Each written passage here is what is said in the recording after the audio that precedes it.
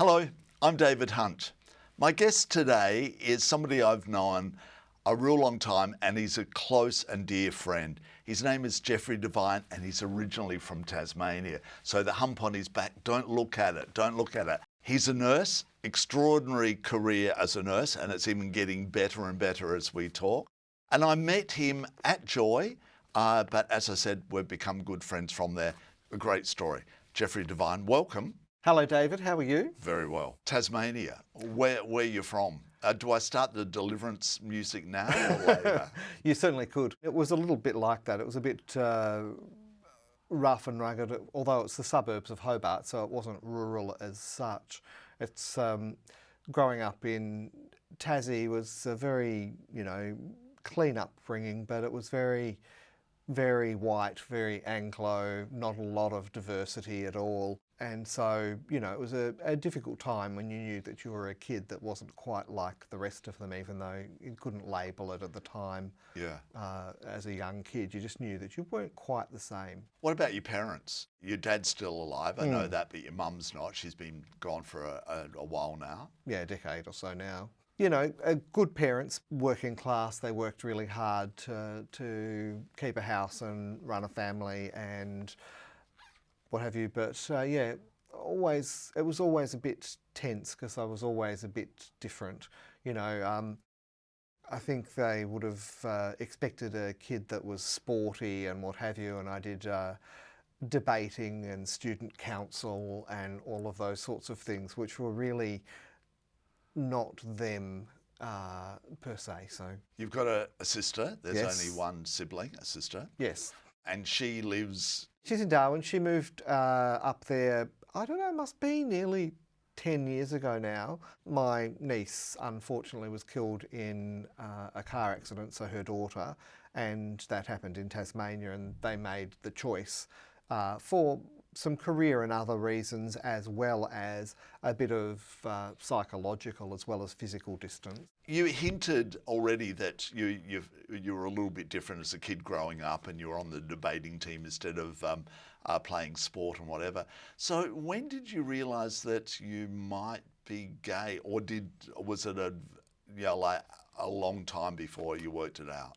I knew that I was different. I knew that I was attracted to boys. I knew all of this, but I didn't have role models. It was gradual, but certainly by about 10 or 12. Okay, I fairly was young. Pretty clear. But yeah, no role models, no gay people in my world growing up. So there was no point of reference, and the stuff on TV was pretty negative about being gay at that point in time, and gay jokes were common. It was pretty scary to be a gay kid as you realised that that's what you were and didn't know what that meant, and all that you did know was that it was just going to be a harder life.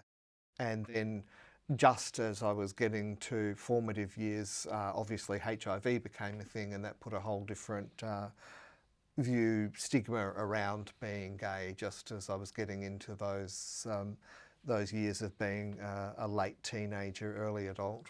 So you enjoyed school?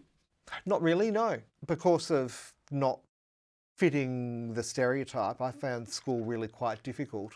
There was a little bit of bullying, not a lot. I'm a pretty reserved person a lot of the time, and so always had a couple of friends through school, but not a big friendship group at all. Okay. You left school with what in mind? You went off to uni to study what? So I went off to uni after year 12 to become a nurse. Wasn't my first choice. I actually had marks and things. I was going to go into business or accounting or something, but wanted to do something, I think, more in the humanities field.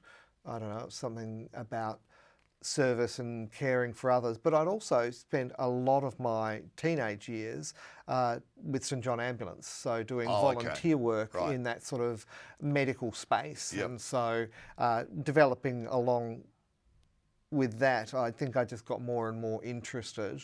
And you do, advanced courses and all sorts of things, and realised that I thought that that's probably where I wanted to be. What did parents say when you said, I'm off to uni to study nursing? They were fine with it. My sister had already is a nurse as well. Right, okay. And so she's 18 months older. They weren't at all concerned about me doing it as a boy or anything like that. So there was no real barrier there. They were surprised though, because the subjects that I'd studied through year 12 were more about economics and accounting and business and some computer studies stuff. So nothing. Only one biology subject, so there was only one. So do you think you just was following in your sister's footsteps? Do you think you subconsciously did that? Yeah, I think a bit of that. I think the St John Ambulance stuff factored in, and I think looking down the barrel of doing pure desk work that didn't have some level of excitement or something in it, I just couldn't see myself doing that, which is interesting when we get to the later career stuff, because I'm sort of back doing that. But there you go. So how was it at uni? Did you enjoy it? Uni, yeah. So that's where I still wasn't out at uni other than to one or two people. And I think that was a lot about confidence. It was about personal safety as well. It was still Tasmania in the late 80s, early 90s. So there were concerns about, being out and also connecting with the community. Where was there to connect with, to meet people anyway? Tasmania was one of the last places in the world, wasn't it, to legalise it? To decriminalise, sex between men, absolutely. Yeah. So, and if I'll get the dates wrong, but it was something like only in the 80s that might have even been into the... I think it was 90s. I think it was the 90s, actually. Yes, I'm correcting.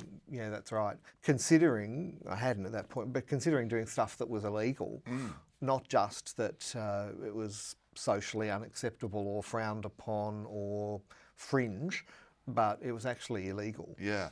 But also the fact is, how did you look at it? Yes, it was against the law, but knowing that the rest of Australia was, the gay population was very out and open. Yeah, I always challenge that idea that the rest of the country's open, even now, because I think that I'm privileged when I've lived in Melbourne to live inside the gay bubble and in the inner city. I think there's a lot of the country where that experience still would be very different. And being out in a lot of other parts of Australia outside the big cities would be tricky. I came out at uni and to increasingly more people, but it wasn't until really about 1995, so I was about 25, that I really came out and was really pushed out by one of my... Screaming.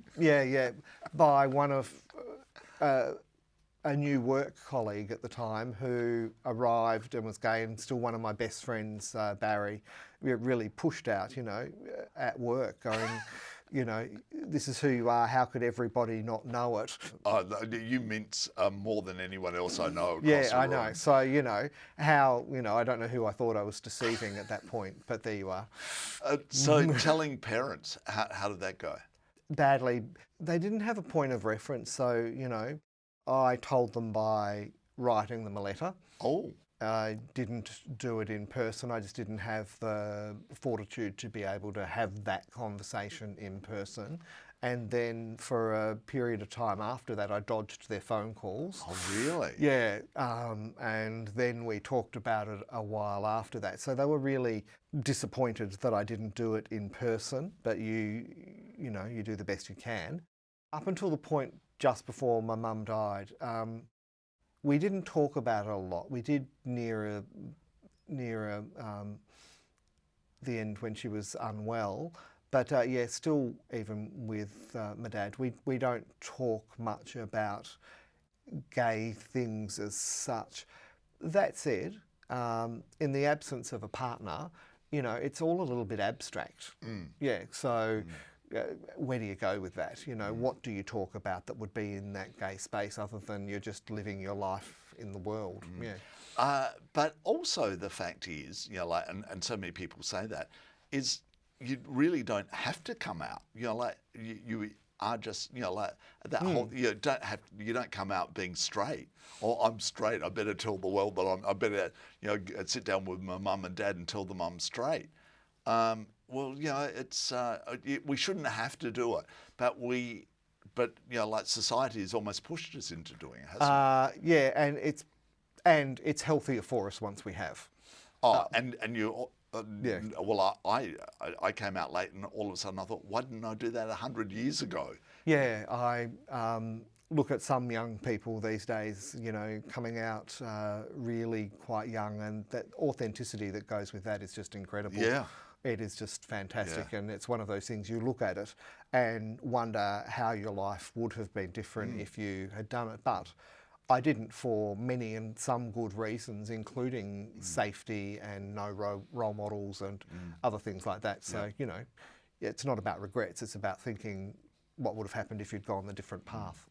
So all of a sudden you leave Tasmania and you move to the big smoke, or Melbourne. Yeah.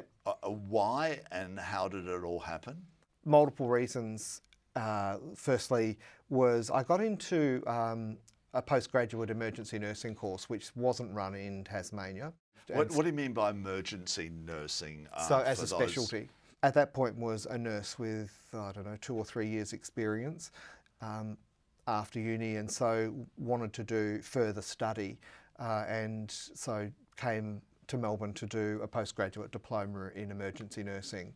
So that's working in the emergencies in the hospital, like accidents and... Accident, emergency, trauma, resuscitation. So that sort of sharp end stuff that there's quite a few TV shows about these days is effectively what I've done professionally for the better part of now nearly 25 years. And how does it feel, Geoffrey? Because some of the things you must see, like the shows you see on television, and there's one on an English one on TV, and they're people covered in blood, and you just go, I couldn't do that, but you obviously have a better understanding of everything, and you're focused on helping them, aren't you? You're focused on helping them, and as you become more senior, not just helping them, helping their family, helping them on what is possibly the worst day of their life often,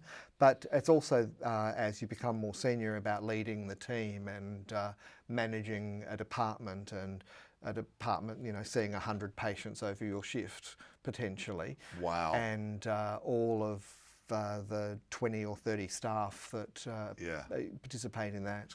I've got to ask you, like the terrible things and wonderful lives that you would have saved along the way, but there must be ridiculous things that somebody's come in and you're like, what's the most silliest thing that somebody's come into the emergency ward with?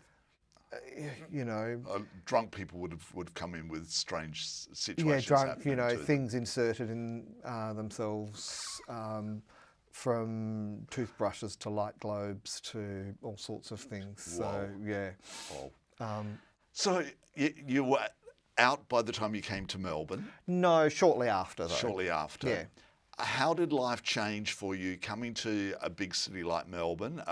Like Tasmania, that the late's coming out late, and how open and Melbourne has always been very accepting of the LGBTIQ community, hasn't it? Yeah, that's my sense of it from the mid-90s when I moved here. So, yeah, certainly that's what I found. And I needed that and needed the community. And at that point, it was about going out to bars a lot and going to clubs and being out in the community, starting to go to community events and the like. So really, it was a great place to be and to come out and to really start finding your feet socially. And and in a job that I liked at the time and that was working for me as well. So it was sort of on both of those levels really working well. You joined Joy. You started off just being on the front desk at Joy. Why did you feel that you needed, with a job that you've got where it's intense and like you've got to be focused, and why did you want to then get involved in a community organisation like Joy? It was about giving back. I've got skills, I thought, that administratively and otherwise, I thought I can contribute a couple of hours a week to do something. And I wasn't sure what that something was, but it was about connecting with the community. And having grown up, having done the St John Ambulance stuff all the way from early teenager right through to being a young adult, I was used to the idea of putting community work into my life as part of wanting to give back. So it was about trying to find a way to do that, but not wanting to overcommit. So it was about finding something where there was a 2-hour block or 3-hour block that I was going to do once a week. And it was initially Tuesday nights. And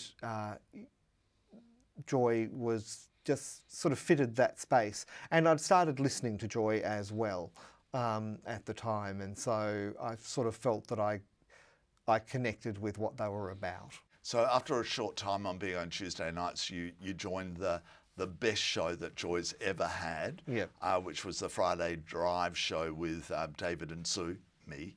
And you then became part of this extraordinary group of friends, and the social, like where you do it to help in community affairs, but the social life that we created with that team was extraordinary, to the extent that you're a very good friend of mine to this day. Absolutely. And I went into it wanting to do the community work and to give back and to contribute, but I also went into it thinking I need to meet more people, I need more friends in my life, I need to, as part of it. And so that was part of my internal intention, if you like, with contributing at Joy.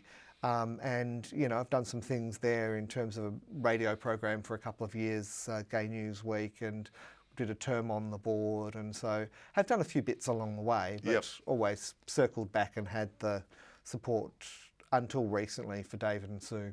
So here you are, working in an emergency in hospital, and as you said, you've been on the board at Joy, and you felt as if you needed a challenge, and so you were sniffing around, and you'd been doing it for a few years within the nursing world.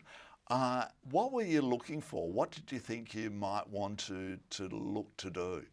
I'd done a management role a few years previously.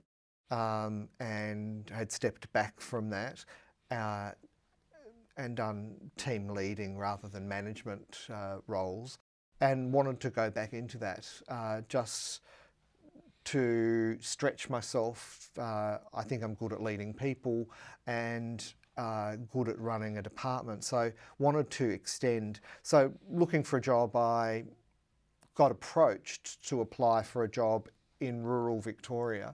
And wasn't going to do it, and then decided to give it a go just because it was a really good opportunity in a growing and changing department to really step back in at that higher level.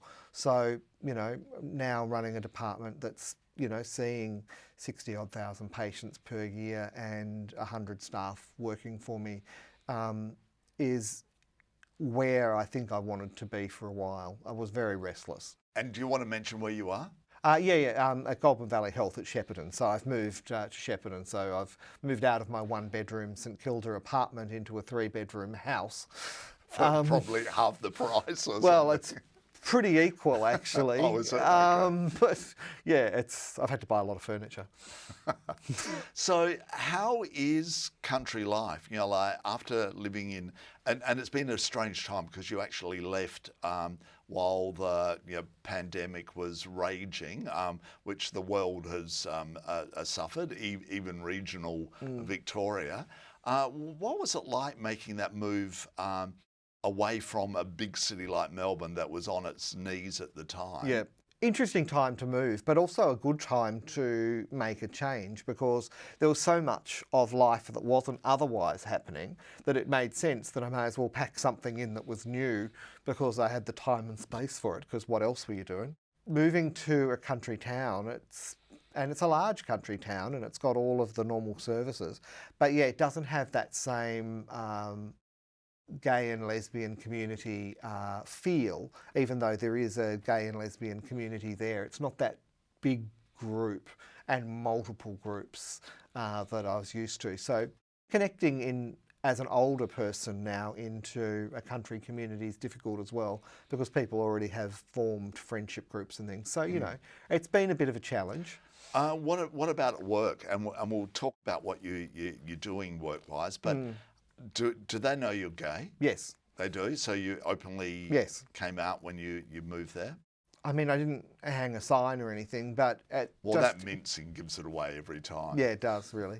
But, I mean, it is what it is. And, yeah, so I've not come out as an event, but often coming out, as we all know, is something that you do multiple times. We talk about the coming out event, which is usually to family and close friends as an event, but coming out is something that you end up having to do over your life again and again and again and again in multiple contexts, and some of them are formal and structured coming outs, and some of them are just conversational things in passing where you just say what you're going to say and leave the other people to sort it out. So let's talk about the job, because as I said, you know, like nursing is such an extraordinary profession, and the world has honoured the nurses and doctors in this last 12 months. You're in emergency ward. You're running the whole emergency ward. They're even building a better ward. Tell us what is your role? What do you do? On a daily basis, I'm the nurse manager. I'm responsible for the delivery, primarily the delivery of clinical care in the department, so the nursing care. There's a medical director and myself who work closely together, and so I am responsible for the nursing side of that care delivery in terms of quality and making sure there's the right staff mix, recruiting and managing the staff, and that's really the most important element there. And then there comes things like financial management. Obviously, all of those 100-odd people have to get paid, and so making sure that that's done properly, and you know, supplies and consumables, the stuff that you use to deliver that care, and managing that, and then, you know, everything from occupational health and safety, human resource management, the nature of a nurse manager job, engineering. You know, you end up learning a lot more about engineering and biomedical technology and information technology. You really become this manager of everything that's within the space. From computers to hardware to the pan flusher not working to something having happened with the lights and having to get the engineering department to respond to those sorts of things. So they're very multifaceted jobs. How do you find stepping away from that emergency department, you know, like when that ambulance pulls in and there's, you know, like a situation? You know, because you've stepped totally away from all of that, haven't you? You would only just be walking through, seeing it. You're not involved anymore. I do a clinical shift about once a fortnight. Why, just keep your hand in? Yep. How do they react when you're around? Everyone reacts differently when the boss is around. You know, that's just human nature. So you have to accept that your presence in a situation changes the situation. Do you put yourself into a situation where you're hands-on, you're there helping and yeah, I'm more often directing the department and managing the department in the hands-on way rather than in the office manner. But yeah, certainly I participate as a member of the team in resuscitations and do things like that, absolutely. It must be so rewarding being a nurse, though. Yeah. You know, like the whole medical profession, you know, like seeing, you know, I do remember at times when you've I've seen you socially and you said, oh, I've had a hard day. we lost a baby Yeah.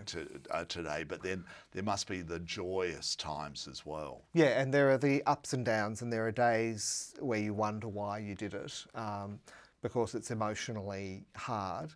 But you go back, and sometimes you go back because of the team. So the team is really important to me in that setting. It's the people you work with often as much as the work you do that gets you through. Because you go back tomorrow because you know the team's going back tomorrow, and just as you need them to be there for you, you need to be there with them. Yep. So the team is really important, and you spend a lot of time with these people at work particularly when you're an on the floor nurse, that you spend 80 hours a fortnight and then some overtime and other things with these people over a decade or more. They become part of your life and part of your family. We mentioned about some of the TV shows, ER and the likes. Do you sit and watch a show like that and go, no, it doesn't happen like that? Or are they pretty true to what it's all about? They're pretty good these days technically. They have good technical advisors about procedures and naming things and using the language. So those bits are pretty good, but there's very much a downplay of nursing. Never will you experience the doctor sitting next to the bed in real life waiting for the patient to wake up. There's just that level of inauthenticity about a lot of those dramas, and in that inauthenticity, it's an underrepresentation of nurses as the dominant workforce in the healthcare sector. Anyone imagines there's that number of doctors around, and it's not about doctor bashing, it's just saying that it's not a true representation of what actually goes on. So all of a sudden you're starting to move away from being on the floor, as you mentioned it, and this is a fairly new role, and congratulations still on it, and the fact that you're on this journey. Geoffrey, can you see yourself moving even further away? Maybe down the track. So I'm talking about it, say 5-year plan. Can you see yourself moving into more management and office bound than on the floor? Yeah, certainly if I go the next level up, and I think that's, I'm still new in this role, so that's a little way off. But if I were to go up the next level, I think that is where at the moment I'm thinking I want to go. So whether that's towards a director level role, and then you absolutely are removed from the clinical work on a day-to-day basis. You manage the people who manage the people at the next level up. So you really do get a couple of steps away from... So you'd forget how to put a Band-Aid on somebody's finger. Yeah, I know that type. I'm terrible at putting Band-Aids on. So let's just go back. That here you are. You're in a regional town, regional Victoria. You're a gay man. How's your love life? Do you have a partner? No. So I don't have a partner. I've never really had a partner over my life more than a couple of times for a few weeks. How do you feel about that? I don't know. Do you feel as if you've been cheated or dudded? But as I get older, I see people in good relationships, and I see a lot of people that are in relationships that are not going so well. I think as you get that bit older, you start seeing relationships that are strained or tired or that should have ended and haven't in other people's relationships. So I don't feel quite as bad about it as I probably did 10 years ago. But there are probably two bits of concern. One is just that day-to-day person there for you and with you. And making that move to Shepparton. It would have been lovely if you actually had somebody that moved with you, and then to come home, honey, I'm home. Yeah, and then the other bit is, I'm 50 now. You're so old. I know, and... it's about what happens in that next phase of life, and that there's not anyone... I'll fill you in. Yeah, you've already been there. So, and it's about how that plays out, and that it would be good to have someone there through that. But, you know, you can't make these things happen. It will happen or not. Well, some people do make them happen. Yeah, You know, I mean, it's not to say you can't do things to move it toward that, but, you know, it is what it is. Yeah. I'm okay with it. I'm actually okay with it. I don't feel unhappy or hard done by that there's not that person Yeah, there, but you wonder what it would be like if there were. Yeah, but the good thing is you're forging a wonderful career for yourself, and it's getting better and better. Geoffrey Devine, thank you so much for chatting with me today. Thank you very much, David Hunt. Yes, and I am David Hunt, and thanks for watching, and we'll see you again real soon.